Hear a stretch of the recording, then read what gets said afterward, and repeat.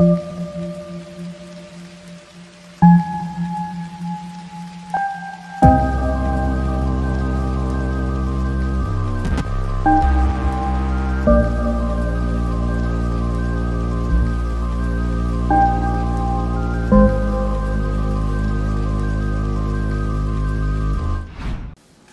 welcome to the first edition of At the Bar with Kimoni, y'all. I want y'all to give yourselves a hand for being here. We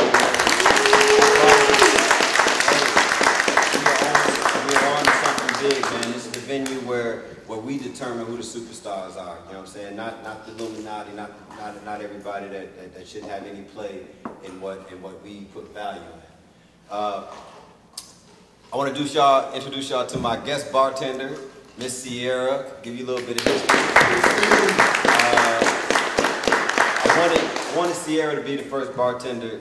Every week we'll feature a different guest bartender, but I wanted Sierra to be my first bartender because she was the first bartender I met in Atlanta at Bacardi. So it was kind of an honor for me to have her here doing the bartending. So Sierra, if you can tell the people something about yourself, when you came to Atlanta, when you started bartending. Ooh, okay. I came to Atlanta maybe 6 or 7 years ago, so I've been down here for a minute.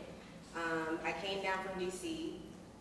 What else? I've been bartending. I started bartending in college, like something quick money. You don't need like a whole lot of experience or a degree. So something fun that I ended up getting into. And then I think 2 weeks into my bartending career, I met Mr. Kimoni, and I was absolutely terrible. I was a very bad bartender. But he was always gracious and always kind. And good energy. That's how our friendship started. Fellow Aquarius too. Oh, alright, so for my first guest, y'all, I'm gonna bring up the chairman of New Era Atlanta. Yeah. Let me tell you a little bit what I know about this man. When I first came down to Atlanta, I didn't know anybody, and I went to like all the different organizations just to kind of let them know Huey P was in town, what we would be doing, and kind of see how we can augment other entities here. I reached out to everybody, Urban Sharpshooters, New Era, Panthers, everybody, and New Era showed up. Not only did they show up, they showed up in full force, man. Y'all had the whole crew there, and New Era and Huey P has been like, man, brother organizations ever since, man. So wherever you see New Era, you'll see Huey P. And it meant a lot to me to have this guy on as my first guest because, again, it's my show, so I determine who the superstars are based off of what they've done for our people type stuff.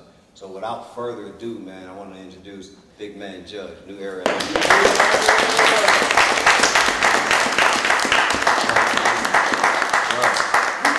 Honor to have you, man. Honor to have you on my first show.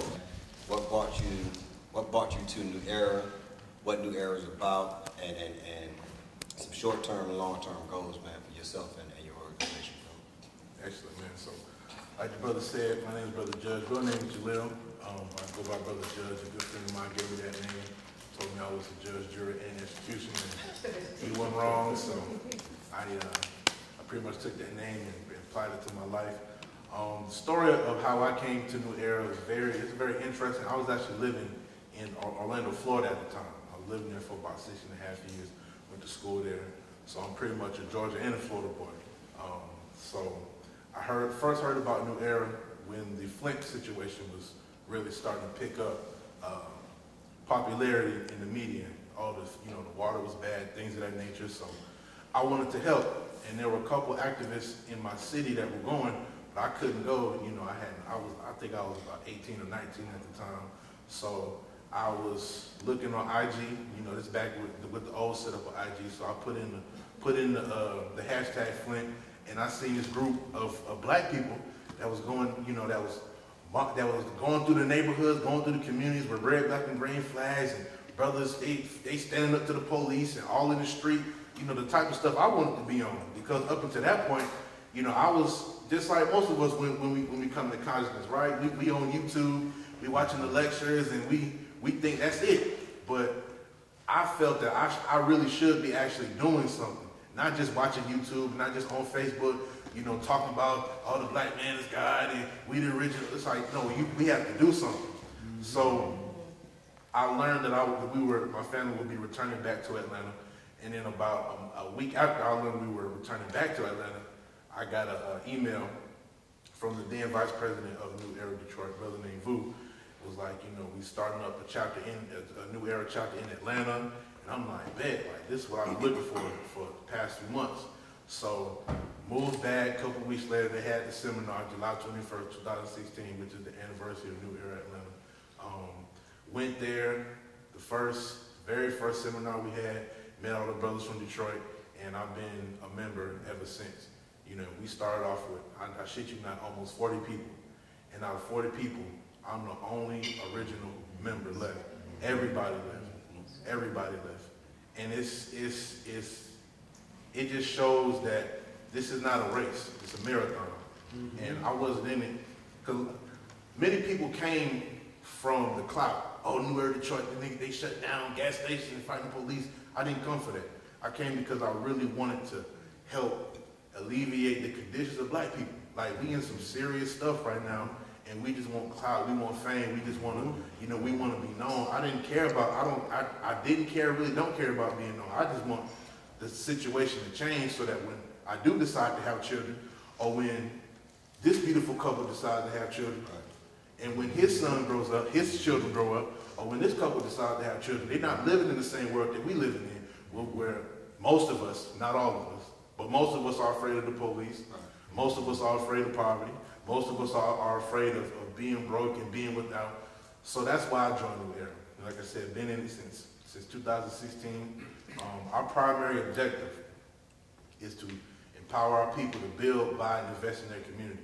So that statement is very weighty because it encompasses the entire 360 spectrum of what we call the liberation movement. So we're not a movement that just focuses on economics. We're not a movement that just focuses on the military. We're not a movement that just focuses on the agriculture. We understand you need all of those, right? So you need the economic piece, because how are you going to buy your weapons? You need the weapons because how are you going to defend your farm? You need the farm because how are you going to feed the soldiers? It's all a cycle. It's a circle. So that's the main purpose of the New Era movement here in Atlanta, of course in Detroit, which is the founding chapter. We have chapters in Chicago, Birmingham, Cleveland, the DMV, and our recent chapter in Miami. And then we're looking to actually start, I want to say Houston, St. Louis, and Houston, St. Louis, all over the damn universe. We're going to start a chapter. Right. You know, so that's pretty much the gist of what New Era stands for. We're grass, we're mud, excuse me, because there ain't no grass. Because the seed hadn't been planted yet. So we mud root, we in the dirt with our people. Not saying our people are dirty, but as far as the conditions, you know what I'm saying? You're always gonna find us in the streets, our offices in the streets, because that's where our people are at. That's one of the things I admire about your organization, man, is that, bro, no matter, I remember them Sundays, man, y'all used to get out there, man, you and your guys, man, y'all be out there.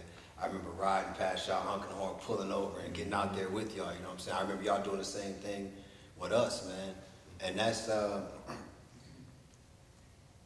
tell me what drives Judge to get out of the bed, man, on a Saturday morning when everybody else is sleeping in bed or about to go do whatever they're going to do. What drives Judge to get up and go out and stand on one of the busiest streets in West Atlanta and put the truth out there? I mean, because I've been out there with you, man.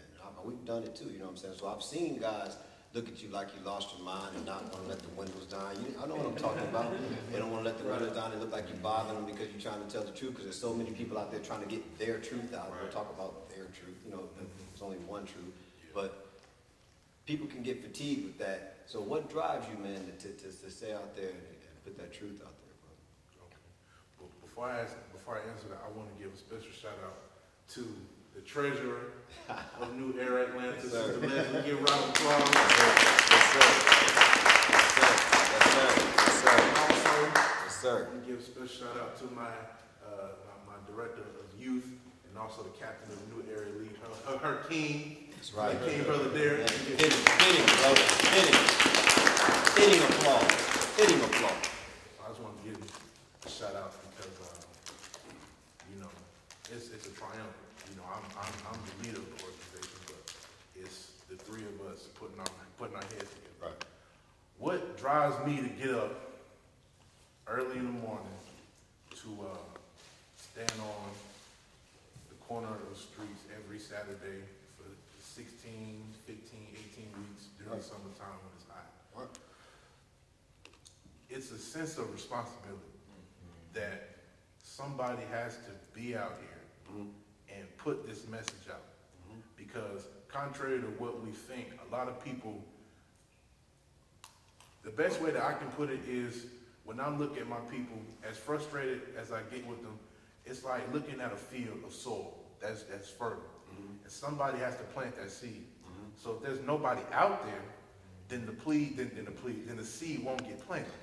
You know? Yeah. So we do that because we want to plant that seed. Right. And even if I'm not here or they're not here to see the fruit grow, the fact that it is planted, right, and now my words will water it, and now it's planted in their mind like, man, they driving, they going through the rest of their day, they remember something I said, something Derek said, something Leslie said, and they playing it in their mind, and it goes into their subconscious. Now they going back, they smoking, they drinking, they slapping their people up, robbing their shoes, and then something happened on the news. Right. A 7-year-old boy gets shot by the police. But then they remember Brother Derek said something about we need to police our own communities. Or a 5-year-old girl gets molested at school. And they remember something that Sister Leslie said about, you know, making sure that we as a community are protecting our children. Let me ask you a question. Go ahead. What does police in our own community look like? What does that look like? It's humane.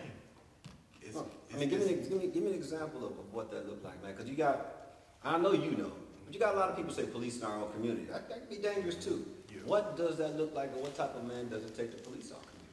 It takes a man that's of that community, and even if he doesn't live there, he understands what's going on. So it takes, if we talking about the black community, it takes a black man. That's right. But not just any black man, because you got some coons running this man. It takes a man with compassion. It takes a man with empathy who understands where his people are. Right. That's right. It takes a man that's smart enough to be able to speak to his people. Because you got a lot of folks that come out, and I've seen it, and well-intentioned brothers, but they'll come out there on this talking all high up. And as smart as our people are, because the boy on the corner selling that weed is a very intelligent man. Right. And his OG is intelligent because they're running multi-trillion-dollar businesses. But talking to them either too high or talking to them too low, you got to come in the middle and be able to adjust the message to speak to them. So it takes a man that's compassionate, a man that's intelligent, a man that cares. And when we talk about policing, I don't mean we're rolling through with big tanks and we look like the police, but we're coming through and letting the people know that there is a positive example that's in the community now. Someone that your sons can look up to, someone that your daughters can admire, someone that they can grow up to be like. And if there is something that's going on, whether it's a robbery or rape or murder, we're not coming there to just whoop your ass. Now, we will if we have to, because that's our job.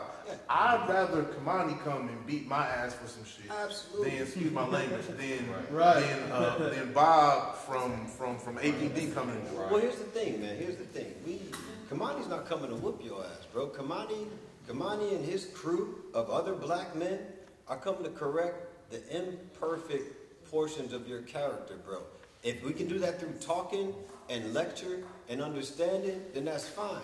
But if you trying to get through us to get back at her, then you about to get your ass whooped. If you're willing to sit here and listen to us and understand why it's wrong for you to put your hands on this woman, bro, come out the house, come to my house.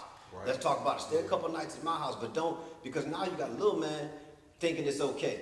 You got a little man scared. Whatever emotion he's going through, they're unnecessary emotions for our children. So Kimoni ain't coming to whoop your ass, bro, because that's not our people.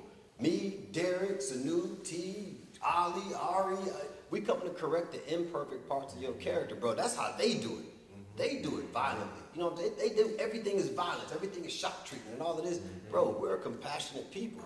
If you have succumbed to the brainwashing so much that it takes And you know, it takes, if you've fallen under that spell so much that it takes treatment that pertains to that spell to get you out of it, you know, i.e., if you that behavior is not our behavior, and I'm trying to speak in terms that I don't want to get banned on my first show. that behavior is not conducive to us. Yeah. And see, that's why the name of our patrol program is called Streets is Watching. Right. Because really what we're doing is we're just looking out for the community and only stepping in when the time comes. Best example is our Chicago chapter, which is really, in my opinion, the crown jewel of the New Era Nation. Yeah, because they take shouts out to Big Eric Mobley. Shout out to Taji Gaines, the president. Shout out to Eric. Shout out to Sister Erica, Sister Oya. Shout out to the whole New Era Chicago. Erica / Asada. She only stands. She stands this tall, but she is. I mean, she'll get up in the pig's face like it's nothing. Man, but listen, I got a new respect for these guys. And I know we got to get our next guy on, but we're gonna do our thing. I got so much respect for you guys, man, because it's one thing for the Huey P. Newton Gun Club to walk around strapped. Everybody know we walk around strapped. So when we get into confrontations with whoever we get into for whatever reasons, man, and it's not often because we're gentlemen, you know what I'm saying? But sometimes you get pushed into situations. When we get into it with these guys, these various entities, we're, you know what I'm saying, there's a confidence that we have that we, you know what I'm saying, we're gonna be all right. I saw Chicago go at it with them devils. You know what I'm saying? With nothing. You know what I'm saying? With nothing. And they stood, you know what I'm saying? They stood their ground, man. They took their L or whatever. They took it on the cheek, and they came back, and here they are again. I just saw them last week. I just talked to Eric when they did their thing last week. Yeah. So that, man, the Midwest boys, man, shouts out to my Midwest crew, man, because they're going to make sure y'all can't be strapped when they come at y'all. You know what I'm saying? And they still standing their ground up there. We in the South, bro. Everybody got 12 guns. You know what I'm saying? Them Midwest boys, they ain't got it like that. Them laws keep them from that, and they still stand strong on them devils, man. So, and see, with that, as far as with our Streets is Watching program, they've been in a certain community, one of the what the media call the worst neighborhood in the world. Right. And they go through it, just like you said, with no weapons at all. Man. Just with the flags, man, and just chatting and showing that love. And in 1 year, I believe 2017, they were responsible. The media will tell you it was those gun tracking devices, but they were responsible for reducing the crime 10% in one of the worst neighborhoods in the world, and they did it all with love. You feel what I'm saying? And that's the basis of our movement is love for our people.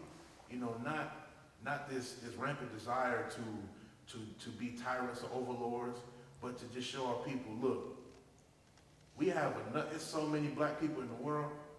All the love that you want to have for the other side, transfer it to your people and see what happens. We go through the same thing when we were doing our patrols in Pittsburgh. We would walk up on a big 10, 15 dudes on the corner. They be looking at us like we the ops. You feel what I'm saying? But until we come up to them, and now we talking to them, and now everybody's demeanor starts to relax. Because they know we're not on no BS. We're not over here. We're not the police. We're not trying to get all up in their business. We're just talking to them like, hey, brother, this is what we own. This is what we want to see from our people, and we want your help. Revolution is about love. Man. Yeah. Like a lot of people, like if revolution was about hate, then revolutionaries will be out killing. Because hate, with hate, you can kill. You know what I'm saying? Hate will make you kill. It won't make you willing to die. It'll make you willing to kill everything that you hate. Love will have you willing to die for it. So if you're willing to die, of course you're willing. It should be implied that you're willing to kill. But for our people for so long, we've said, I'm willing to die for this shit. I'm willing to die for this shit. You don't, it ain't just got to be you. You know what I'm saying? Like, you don't, it ain't. Well, look, man, look. I'll put your hands together for my first guest, man. Big Judge. We'll get you back up here, man, after our next guest, man, and we'll be all right. My next guest is, no, bro, we got to do this right. I'm going over Arsenio Hall in my head as I'm doing it. My next guest, man, man, this dude, I I could spend the rest of the show just talking about who he is to me, man. I'm gonna let him do it. He is he's a revolutionary out of South Carolina, out of Columbia, South Carolina. I met this dude before I even decided to move to Atlanta. I drove 3 hours down here just to come to a Black Panther rally. And I get to the rally, man, and it's all this gentle talk, man, all of this, you know what I'm saying? And I'm looking across, that's why I met y'all too. And I'm looking at, listening to all this gentle talk, man, and I'm seeing this dude, it's gotta be 90 degrees, man, this dude got on a trench coat. So I'm like, he too black to be a bomber, you know, he too black, the blackest man I've ever seen. I'm like, so he ain't gonna blow nothing up, but what's the deal with the trench coat? Until I heard him get the mic. Man, and we sound just alike. So the crazy thing is, as soon as I got off the mic, he came up to me, and my man Ari came up to me, the captain of the UVP Newton Gun Club, and we've been tight ever since. So without further ado, I want y'all to put your hands together for the Minister of Information for the UVP Newton Gun Club of Atlanta, my man Palmetto Star. Yeah.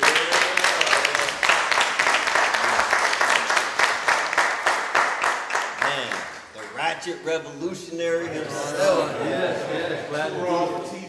Man, bro, listen, as if you need, you know what I'm saying, an introduction to your platform, man, because I've been on your show several times. Yes, you have. Yeah.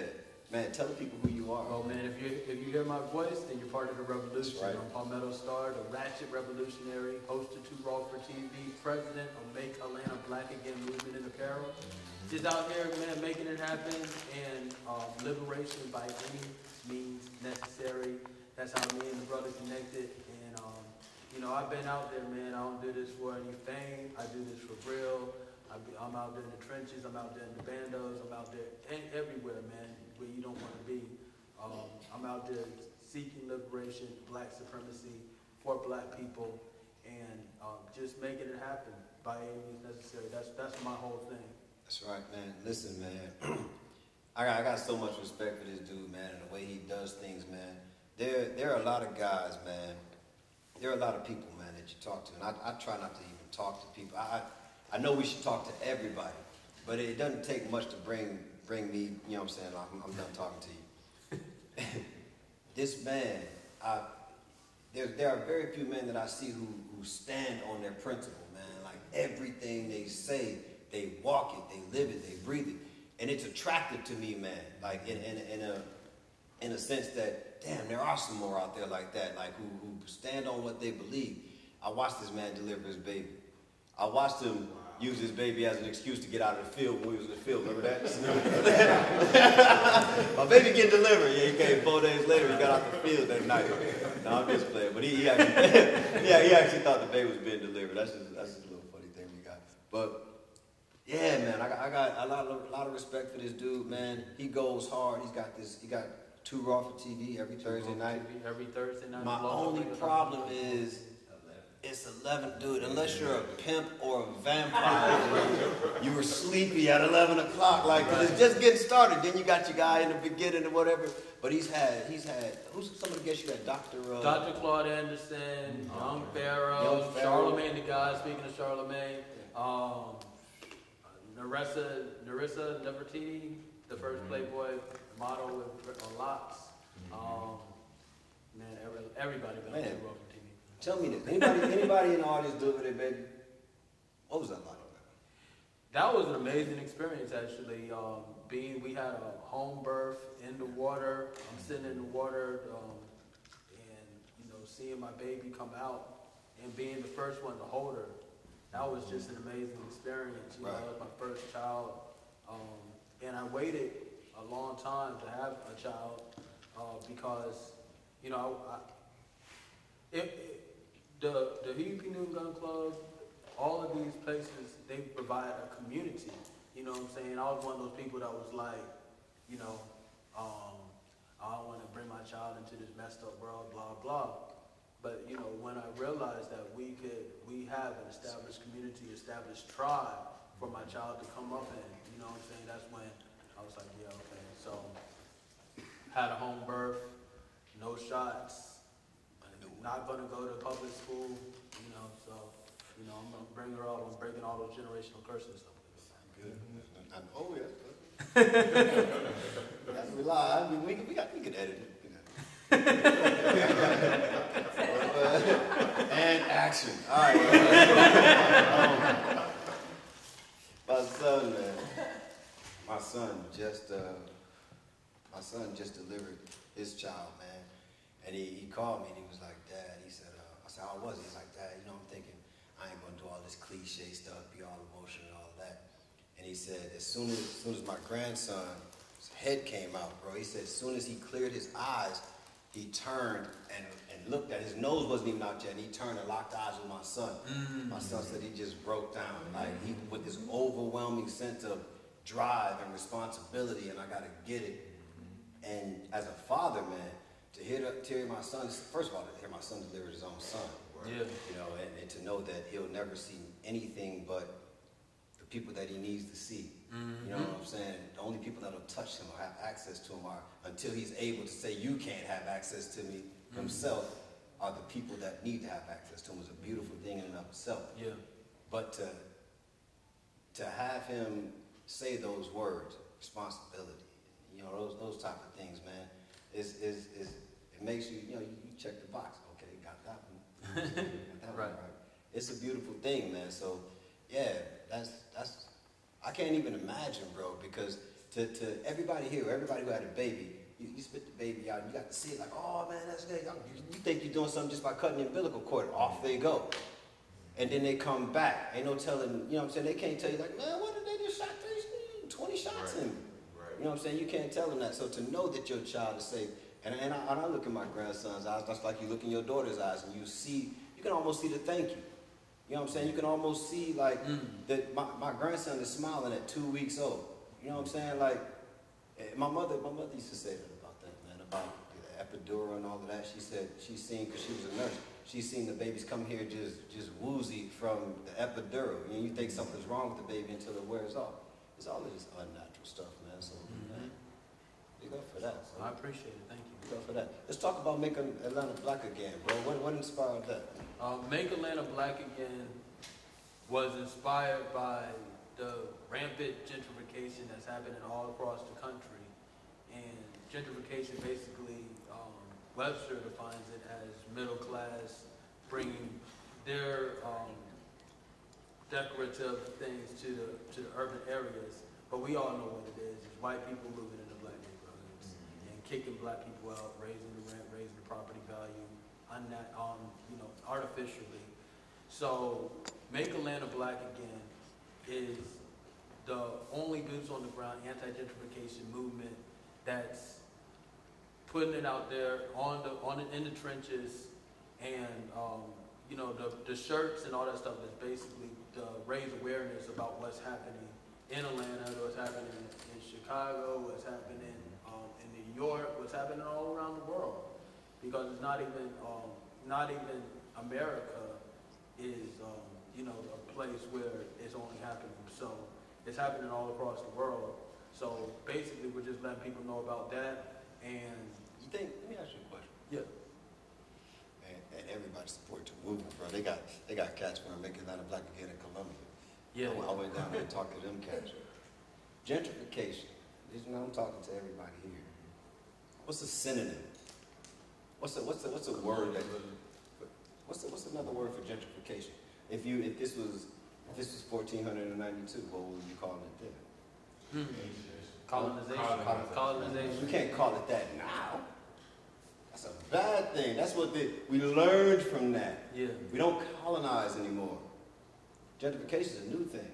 So if it's allowed to go on 100 years from now, they'll be changing to something new, because gentrification would have been a bad thing.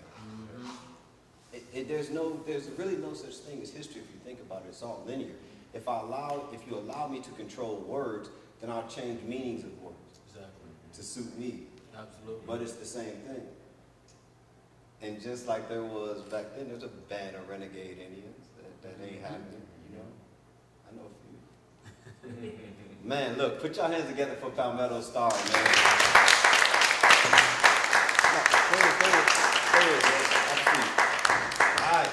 All right. For the next portion of this show, man, next portion of the show is called Why Is It Trending? So what I do is go to what's trending and let y'all pick a story and we peel back the onion.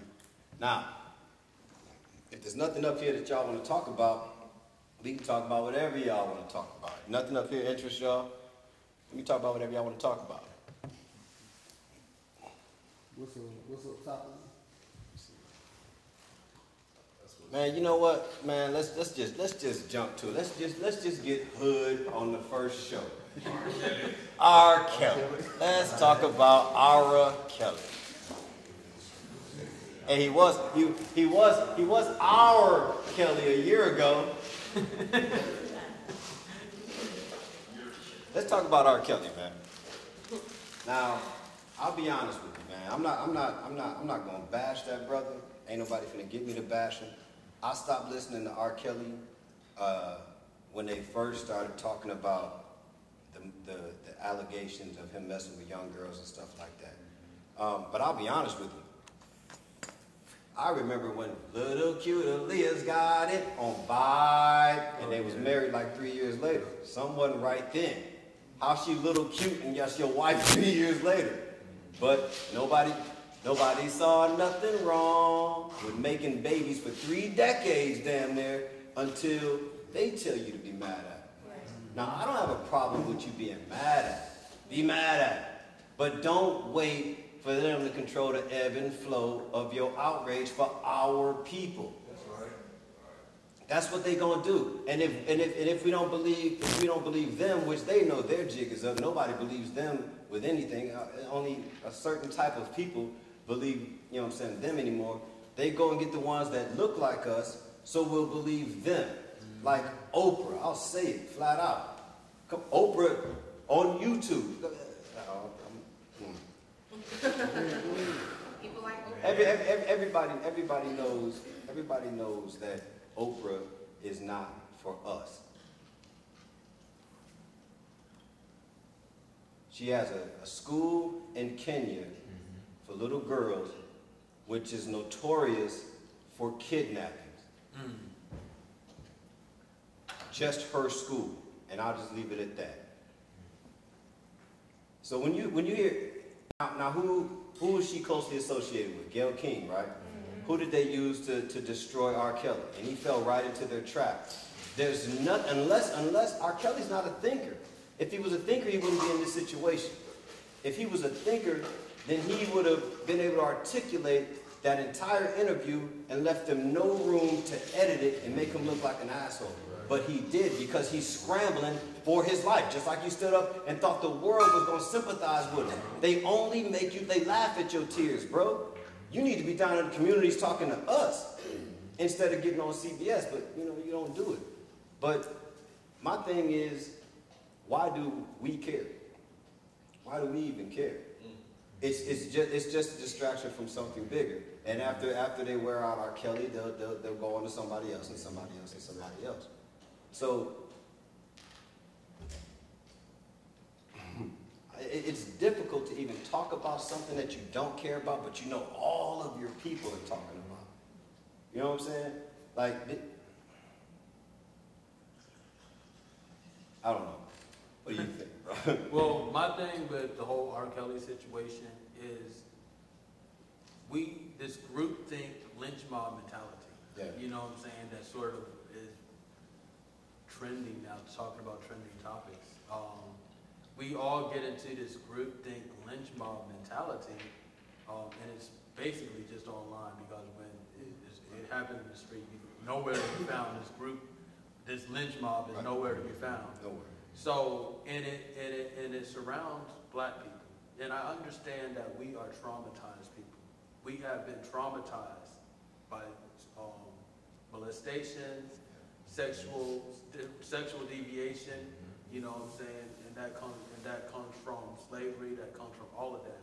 So as soon as somebody says something that has anything to do with that, it hits a nerve with some people. You know what I'm saying? It hits a nerve automatically in our communities. It hits a nerve with a lot of black women, because a lot of them are going through that. You know what I'm saying? Well, what about the fact that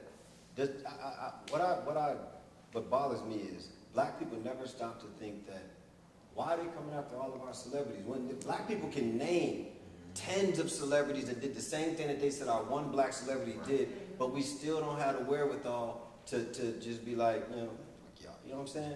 We'll slay our Kelly. We burning albums. You know what I'm saying? They got this, you know, these black, you know, radio shows. We're never playing R. Kelly again. We're never doing this because they want you to jump on that shit. Right. You know what I'm saying? Y'all only play what these white folks tell y'all to play anyway. Y'all don't play my man shit. Y'all don't play my man shit. You know what I'm saying? Y'all play whatever is going to keep us under the spell the longest, and that's what they're gonna make y'all play. So I don't even listen to the radio because you won't listen. You won't turn on the radio and hear, I love the black woman, she's a queen, and the black man is a king, and stand up and be positive and fight back and stop taking this bullshit. You're not gonna hear that. You're gonna hear some raspy voice ass Puerto Rican. These is red bottom guns. I am a boss beach. And for some reason, I am a big boss beach. And for some reason, our women look up to that bullshit. You know what I'm saying? Like how, man? Like how? Did Nicki Minaj give up doing it? Like did we have to look towards a Puerto Rican? Now I got nothing against Puerto Ricans, but I got everything against anything that leads my people down the wrong path. So her too. You know what I'm saying? Hashtag her too. Yeah, her. What you got, brother? What you got, man? Hey, remember, y'all, this is interactive, man. So give it up, man. Somebody say something. Give it to me. Whatever's on your mind, man. Well, let me say this. Sure. Let me say this. What's happening right now with black people in general, with these celebrities and all that stuff like that, it's been basically just commercialized COINTELPRO. Black people have such a short memory span. We forgot that they've done this to every black leader. What they do is they throw sexual deviation and allegations like that may or may not be true, but they throw it out there because they know that that rubs our people the wrong way. And whether that person is guilty or innocent, it doesn't even matter because he is because of what is thrown at him and the allegations thrown at him. And it makes someone think about what they went through as a child, and so therefore they're guilty because the major media outlets have said they are. You know what I'm saying? So we got to get out of that group think, lynch mob mentality. It's not us. Exactly. Brother Judge? Something I want to make clear, that I've seen this from mainly sisters, a few brothers, when things like this with R. Kelly or the different black artists who are being accused of these things, when these situations come up and people like Kimoni or people like T, they'll juxtapose that or they'll compare that to a Harvey Weinstein or a Woody Allen. We're not justifying what R. Kelly may or may not have done. We're not saying it's okay for him to go and have sex with 16-year-olds. Let us deal with it. We're saying if the media gonna put it out, put everything out. Yeah. Put Woody Allen ass out there. Yeah. Put Harvey Weinstein ass out there. Don't just put our folks out there because just like you said, in our community we have a lot of people, men and women, but mainly women, who have been victims of rape and molestation. So what I found, even if you just say the word rape, he's guilty. It's like, they understand black people are an extraordinarily emotional people. Yep. So we're not going to go off a lot. We're not going to go off with sound right reasons. We're going to go off of what we feel. Oh, I feel like this brother did this. Just like people saying with Michael Jackson, whatever you make, whatever your opinion of Michael Jackson is, it's more people saying that he didn't do it that were actually around him that are saying that the Oprahs, all these different networks that are saying that he did do it, but because we feel like he did it, and because Wacko Jacko, because of what the damn white man said, now we're going to go along with them, but we're supposed to, the white man is the devil and all this, but now we're gonna believe him when it comes to our own people. Bro, here's my thing, bro. Even if Mike did, he's been dead, what, 10 years? Mike been dead yet? This ought to get me banned on YouTube. Joe Biden molesting kids right now. You know what I'm saying? So come on, bro. Here's how, there was an experiment that was done, man. Let me know when I hit an hour. I think we hit an hour at 9:30. At 9:30, we're at an hour. I was watching this thing it's this experiment where they had 3 things of rice. And one rice they talked good to, positive things. The next rice they talked bad to. And the third rice they ignored. Now, the first rice they talked bad to, of course, it stayed good longer. The second rice, the one that they ignored, went bad quickly, and the one that they talked bad to, it stayed longer. You know what I'm saying? So, if you ignore media, they have no ratings. They have to go away. They make their money off of ratings and stuff like that because the commercials and all of that stuff, that's how people invest in them. Bro, my man had to tell me today that some Muslims got shot in New Zealand or something like that. I didn't know, bro. I keep abreast of world affairs just to put the pieces of the puzzle together, but that's a distraction. Anything they're flashing on the news all day long is to distract you from some bigger shit. So when they throw one of ours out there, here's the way I think about it personally, man. And this, again, it's my opinion. I say personally or my opinion because I usually talk in facts. When they come after your ass for that money or your reputation or your life, you shouldn't have played with them devils. If you lay down with dogs, you're gonna get up with fleas. Nothing. This whole shit was built with like shit that we found. You know what I'm saying? I value this. Me and my dad built this bar. I value time and effort that I put into stuff more than I value that material shit that they get, them trinkets that they make thousands of, and you buy one, and since the rest of your people ain't got it, you feel better than the rest of your people because you got that trinket. If you fell for that shit and you were able to capitalize off of it, and you saw your name and lights and all of that shit, whatever happens to you, bro, happens to you. You know what I'm saying? Because you shitted on your people for it. Because let's look at R. Kelly, man. When R. Kelly first came out, he was talking about honey love and all of that, you know, real baby making music. And then he switched to the R&B thug, and all of a sudden women were bitches and they were in it for the money, and he dropping money on them and disrespecting them and defiling them. They told him to do that. You don't just switch and do that overnight. You don't go from a crooner, like honey love type, you know. He had a song about his mama on his first album, My Favorite Girl and all of that stuff. You don't go from that to the R&B thug and then shoot to superstardom just based off, you know what I'm saying? Based off your talent. You know what I'm saying? A lot of guys did that. Jay-Z did that. A lot of guys did that, bro. When you sell yourself, you'll do. When they tell Jay-Z to put on a dress, he gonna do it. You know what I'm saying? Whatever they tell you. Look at Snoop. Snoop, you know what I'm saying? He had on a dress with like a baby in it with a bottle, some weird little contraption he had on.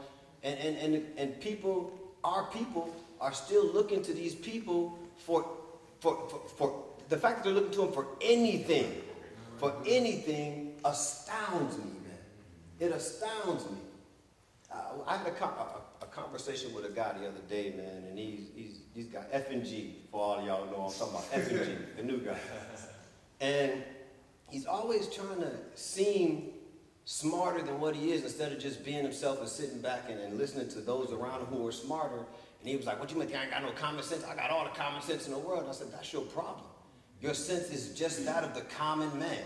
You have common sense. You have no aspirations to have a higher intelligence. And you wallow in it. Right. You know what I'm saying? Like, oh, you say that like it's a bad thing. It is a terrible thing.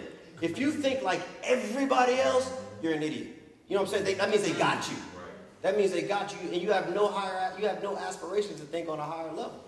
And that, to me, is not worth me dealing with. You know what I'm saying? I don't even want you in my company, man. Because I hang around thinkers and leaders. You know what I'm saying? That type of shit to keep my shit up. Right. So here's the thing. You talk about history being linear, right? So when you think about history being linear, I look at this as a rebranding of the black man. They branded us during slavery. So this is a branding of the black man. So whenever you think about rape and molestation, now you're going to associate that with the black man. That's right. We don't control the mainstream media. That's so now the black man is being branded as the aggressor. The black man is the rapist. The black man is the molester. So whenever you start thinking about that stuff, your mind is going to the black man because that's what they want you to look at our people as. They want you to look at the black man as that. And what does that make a case for? More what? Prisons. Exactly. More prisons, more police, more and that's how they overloads. justify it. Because now in your mind, you're black men. And then that just completely drives the wedge further between the black woman and the black man. It's all a cycle. Everything goes in a cycle. And they know exactly what they're doing. And then when they put this stuff in the media, our people play into that. It's all a game, and we feed directly into that every time. And then we wonder why we can't get out of the situations that we're in, because we're allowing them to control our ebb and flow. We're allowing them to control our emotions. We're allowing them to control the way we think about things. Everything that they're doing is manufacturing us. And the crazy thing is, you had guys, sis, you're absolutely right, because you had people, black people, standing outside the jail calling the man rapist. Right. Like, dude, you got out your bed, you left your dinner, it was like 6 in the evening, you left your dinner table or came straight from work, wherever you was, bro. Sure, at 6 o'clock, bro, who is not busy at 6 o'clock grabbing something on the way home from work or making dinner? Bro, you stopped doing something to go call R. Kelly a rapist. They'll do that before they send on Ralph David Abernathy out there. Thank you. Well, yeah, but you won't get out there and preach. One of the biggest things that we have against us is they control the narrative. Yes. Our biggest enemy isn't a person or an individual. It's the media. Right. Because they the one behind the scenes, and I don't know if y'all know this, but there are 6 major corporations that control all media. Time Warner, Viacom, you could go on Universal, Disney, things like that. Anybody that, and we could go back, because we're playing with the narrative of black males. You could even go back to Cosby. Cosby was in a position to purchase major network, and that's when these allegations started hitting the mainstream. And Prince had his masters, Michael had his masters, everybody, the Beatles masters. So these type of things are giving them, you know what, we have to destroy their image first. And the same thing, and I know for the people that have a military background, for the same people that have a military background, you go back to the Vietnam War, go back to World War II, they had to control the media, they had to control the image of the enemy. They had to make the public believe that this person is an enemy and know they're justify war. That's what they're doing right now. They're putting us out there in this image so that they justify the war against us. So you gotta ignore it. You have that, and that's the reason, man, for this show, like to have people on, and the people who subscribe to the channel, whatever, they're who we want to subscribe to the channel, because the people who in the club popping and doing their thing, they're not gonna be on this.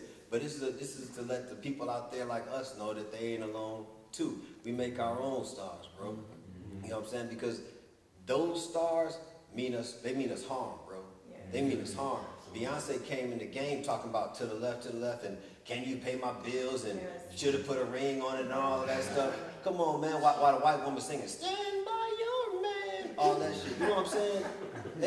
You don't hear white women and white men going at it. You don't hear no other race of you know what I'm saying, going at it but us. And they drive it. They drive it into us, man. I work around a lot of white boys being in the electrical trade. And they dog the shit up there. But not on, they won't But they don't go on, you know what I'm saying, PET or CBS doing it. Let me tell you, I will say it.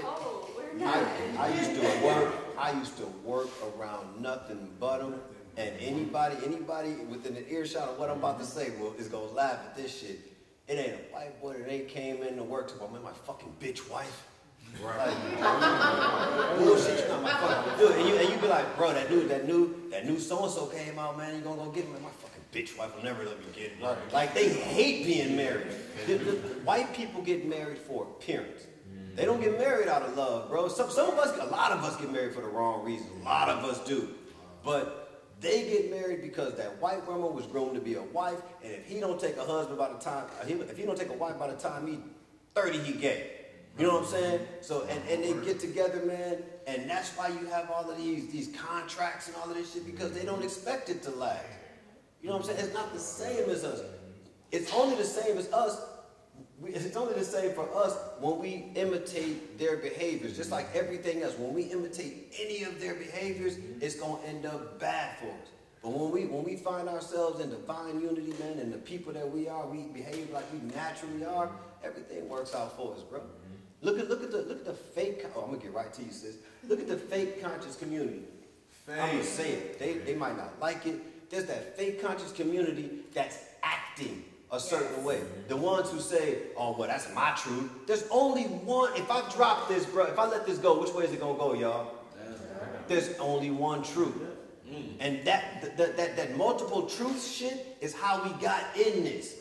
Oh, well, my God telling me to just chill out. You know what I'm saying? Oh, my God telling me to do this. Well, what if his God told him to molest a little girl? What if the voices he heard told him, you know what I'm saying, to molest that little girl or the little boy or to smoke heroin in front of babies or to do whatever? There's only one truth. You know what I'm saying? And that's I'm gonna drift off into a whole other conversation. Go ahead, sis. I'm sorry. I just kind of wanted to touch on a little bit about. I remember watching the Flintstones when I was younger, and I think we can all kind of remember when we look back at that segment. They would always show the caveman pulling his wife by the hair, and it's, to me, I know that, you know, within European culture, that they do not like their women. They don't know how to treat their women. And I think it's very important that as we are relearning and reestablishing our culture and our identity, we need to really separate, because their whole thing really is they don't like women. Absolutely. So they can't stand the divine feminine. Period.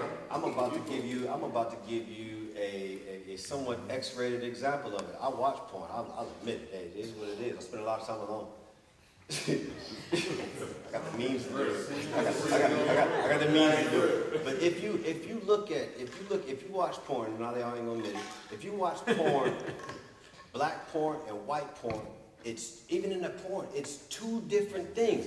That you like that baby punching them and tying them up. They got all kinds of shit. You know what I'm saying? Yeah. And it's all. It has it. If she's not feeling no pain, she better act like it. You better let the ceiling fan go on her act. Anything like. It's in the music. Right. It's in the music. It's very demeaning to. It's very demeaning in the music towards women, where it's just like basically with the Me Too movement and her too. It's just like our music perpetuates sexual exploitation of not just the black woman, but the black man as well. Yeah. If you look at through breeding camps and things like that. So to me, when I hear beat the walls up, beat it up, and until you can't breathe no more, that's very violent and barbaric. I always go back to the caveman when I think about it. It's a learned behavior. Every man, listen, I don't care if you think about it, then you'll understand what I'm about to say. The black man and woman in their natural capacity are based on two factors: compassion first and evidence. That is it. There is not an evil, vindictive bone in our bodies. The vindication and the vindication. I'm sorry, the vindication and what some will perceive as revenge, that some revolutionaries feel, is not revenge. It's setting things straight. It's getting things straight. Nobody, man, if you've been around bodies, man, nobody likes to smell the blood, dude. Nobody wants to open anybody up. Nobody wants to do any of that. But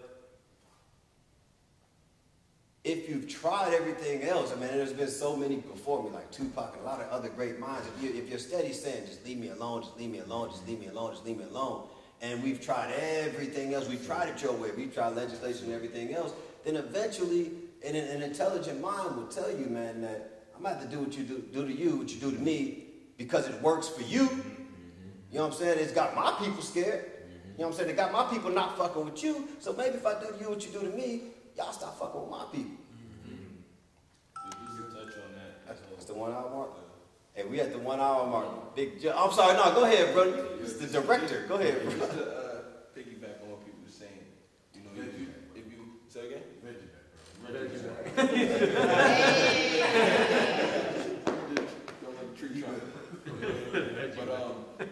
if you go back and do the studies, we are a matriarchal people. So that means we hold our women in high regard. Absolutely. That's what I'm talking about.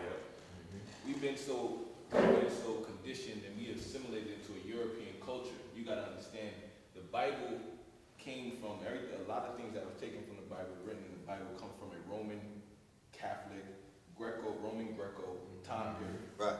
The reason why they start to demonize the woman is because that age-old story about how Eve ate the apple.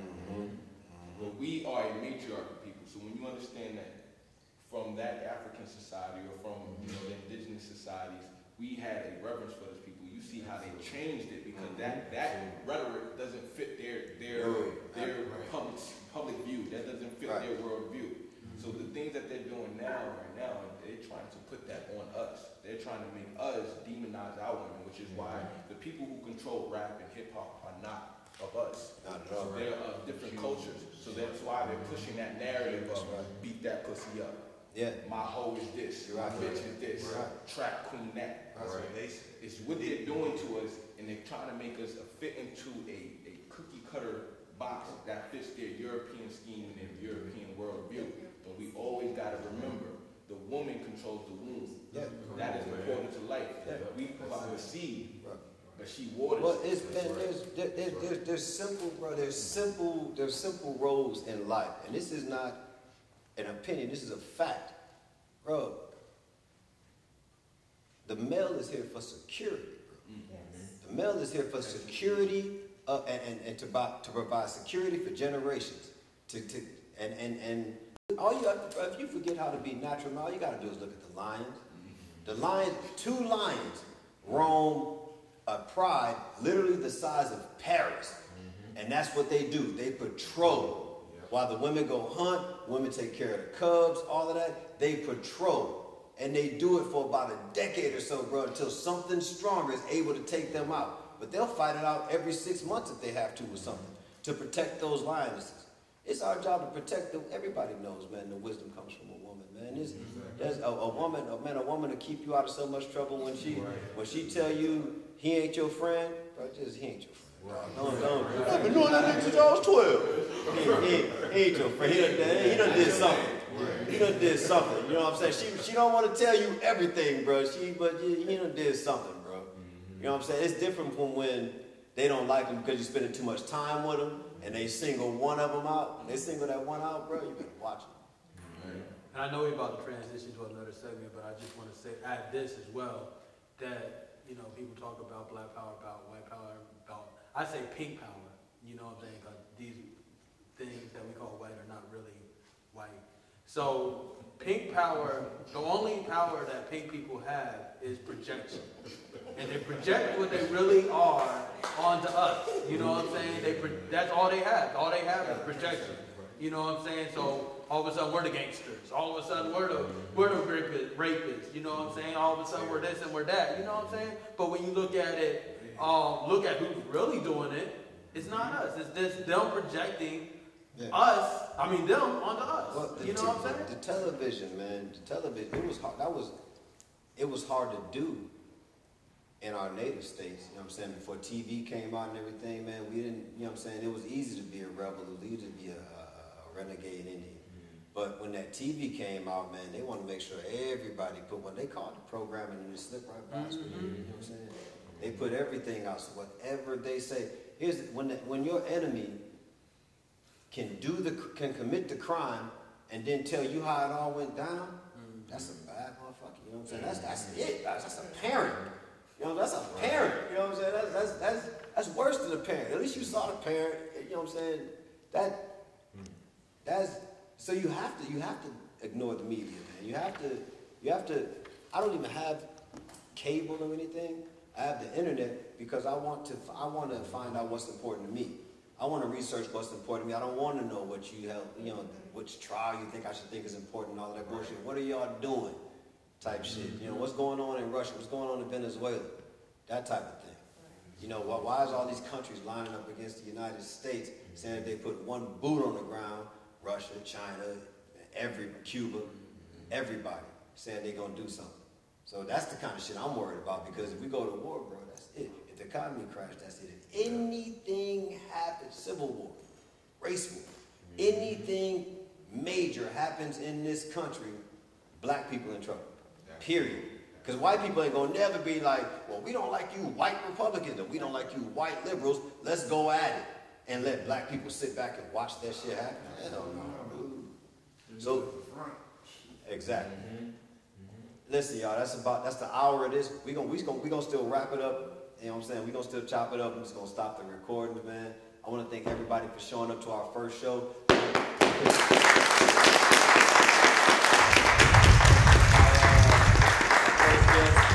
Brother Judge from New Era, Atlanta, man. Tell New Era, real quick, brother. Tell them how you can be located, man. How you can contact you. Yeah, come on up, come on up. Keep looking to the camera, bro. Big, let me. Big dog, juggernaut. All right, so you can follow us on Instagram, follow us on Facebook, all New Era Atlanta. Phone number is 404-692-3342. That's our phone number. You can get in contact with us. Someone will be with you. Of course, our email is nearecruit@gmail.com. But mainly, just follow us on Instagram, man. We post videos, we post pictures every single day, whether it's from other chapters, whether it's things that's going on in the community. But just get in tune with us. You know, the spring and the summer coming. We're about to rev back up our Hood to Hood program, which I want to see everybody here out. Community engagement. We're going door to door. No more of that lecture shit. We're knocking on people's doors and bringing black power to them. That's right. You know, so I want to see everybody out here. Of course, we're going to be with the gun club. Of course.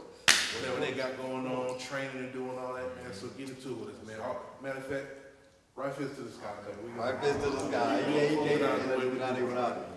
Repeat after me. One man. One man. One woman. One woman. One child. One child. One community at a time. One community at a time. Until we are one. Until we are one. Right now we are one. Right now we are one. Right now we are one. Right now we are one. Right now we are one. Right now we are one. United race. United race. A mighty race. A mighty race. When I say New Era, y'all gonna say ATL. New Era. ATL. Talk to the people. All to the people. Amen. All right. All right.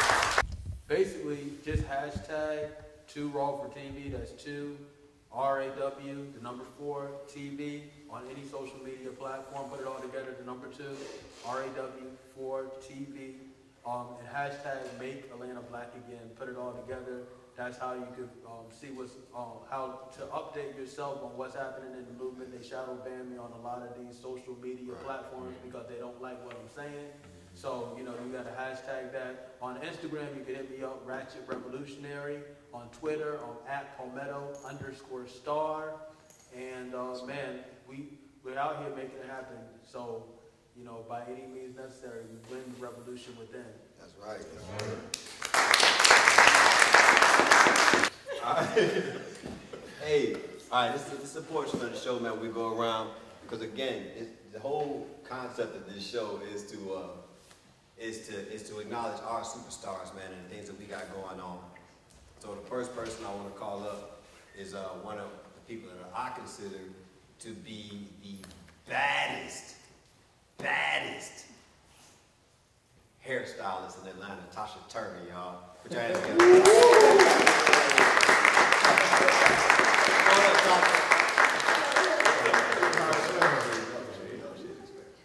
Come on up. Hey, tell them how you can be contact. Tasha, first of all, y'all, Tasha does my hair, so all the braid styles you see, all the everything. She hate when I wear it like this, but this is my favorite style. But all the braid styles, she does all the moisturizing and all of that stuff, and you know she's real meticulous about my hair. But she does a lot of hair in Atlanta, man, and she's one of the. And I'm not saying just because she does mine. I ain't seen nobody touch Tasha with hair and makeup. She does half the brothers' dreads in the organization. So Tasha, tell them how you can be contacted, and if somebody wants an appointment with Tasha Turner. Tasha Turner on Facebook, Khalees Naday on Instagram. Say it one more time on Instagram. Khalees Naday. Khalees Naday. How do you spell it? Yeah, how you spell it? How you spell Khalees I Naday? don't have Facebook. How do I spell it?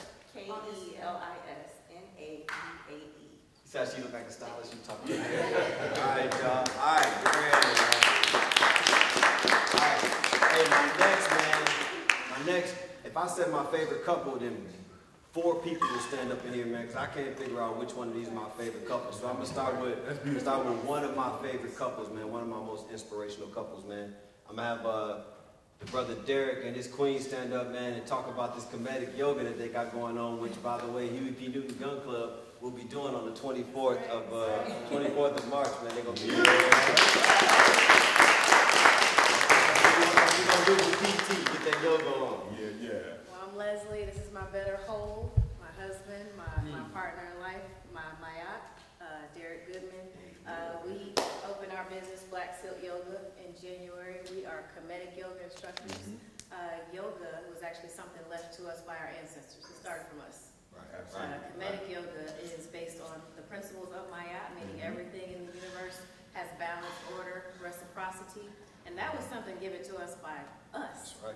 We own that. So don't ever let anybody tell you that yoga comes from, you know, India or anything. India, if everybody didn't know, Dravidians were in India first, which was the Africans. So basically, we teach in the Southwest Atlanta Yoga in the West End, right behind Bakari's. I don't know if y'all know that, but please come out. We teach everything based on the breath. The breath is the life force, which gives us the balance and the energy to go through the movements. And just like Maya, we do everything in balance. Absolutely. That helps you in your job, that helps you with your spouse, that helps you in your occupation. Everything we do is in balance. So comedic yoga, Black Silt Yoga, S-I-L-T.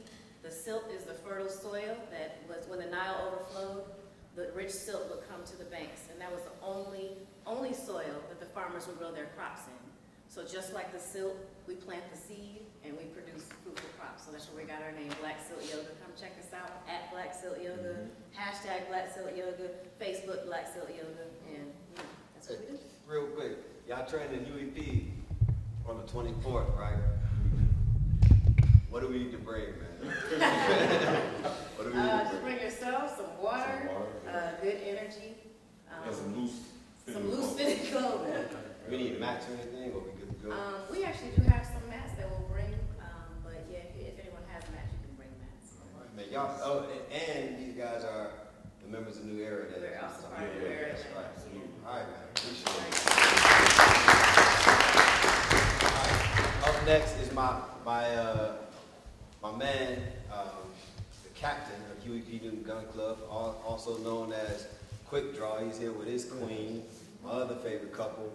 He's going to get up and tell us a little bit about his photography business, man. So, without further ado, the captain.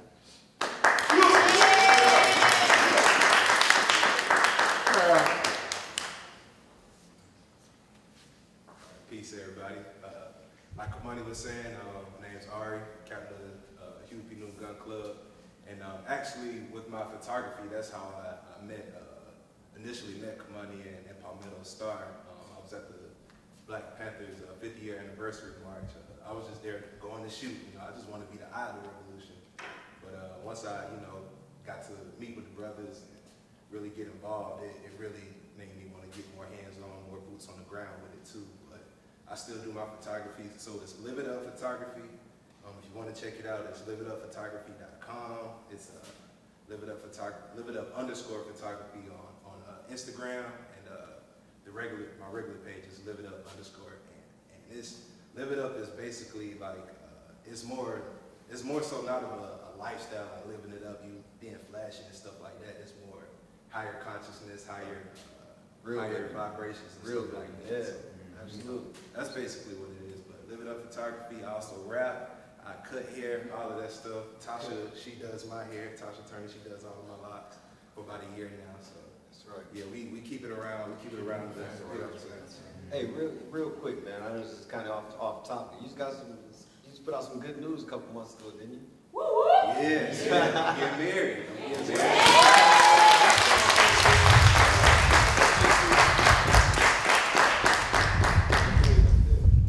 Yes, and right before this is everybody, y'all already know it, but for the people watching, this is my lovely, beautiful fiance, Alyssa. We actually, right before we came up here, we went to go look at our place. We 2 blocks away, not even 2 blocks away. We right there. Literally walking distance. Yeah, right. So, It's a beautiful thing. I think y'all have the dopest last name. Yes. The last. Yeah, exactly. Black. I want to live next door to the Blacks. Black love. Speaking of photography, we help each other a lot. She shoots me, I shoot her. We kind of help each other out, even outside of we do a lot. That look like models anyway. Help build each other. Right. All right, get a Blacks a hand. All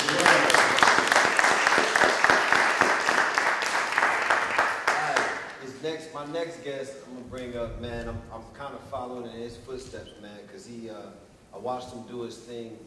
He rented some space in the loft to do his show. And I watched him do a whole season, man. I watched this dude pour his dedication into it, pour his all into it. I saw him, do the cuts and everything. And I watched him sit and think about what he was saying to his people, man, and to get his message across. I watched how his queen, put everything together for him and made sure that he looked right and made sure he was saying the right things and made sure that things went in order and in a timely fashion. So without further ado, man, I'm gonna bring up my next man, the CEO of, is it CEO? Yeah. The chairman, CEO of Coded Black, man. Come on up. All right.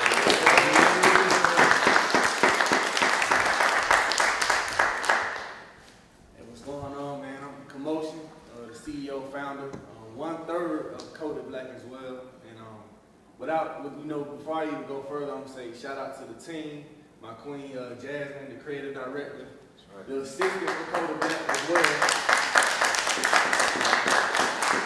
I also want to shout out my new dope videographer, Ketta. Yeah, man, I'm gonna be quick, man. Coded Black is basically an organization, a movement, and a podcast show, and an apparel. And basically what we represent is Black empowerment, true Black unity, and supporting and promoting Black business. Right. Because we have to have that economic force behind us to keep us going forward, and that one in itself will inspire unity as well.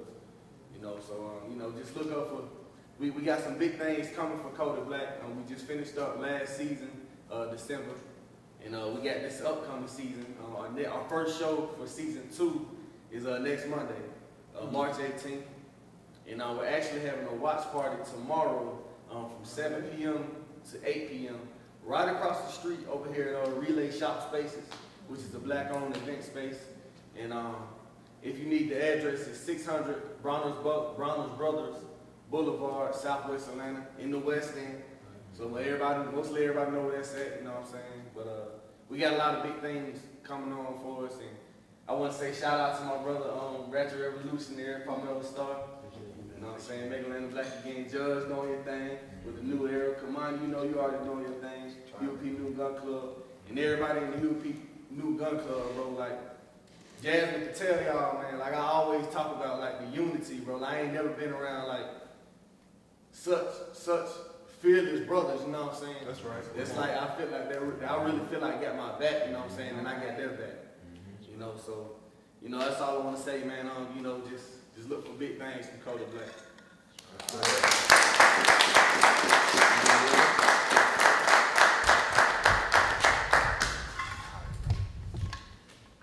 All right, y'all were listening.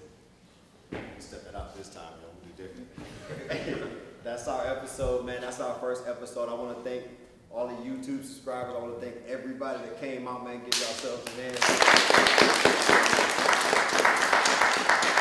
See y'all next week. I'm Kimoni Sadiq, man, and I want to thank everybody for coming to the bar. Kimoni at the bar. See y'all next time.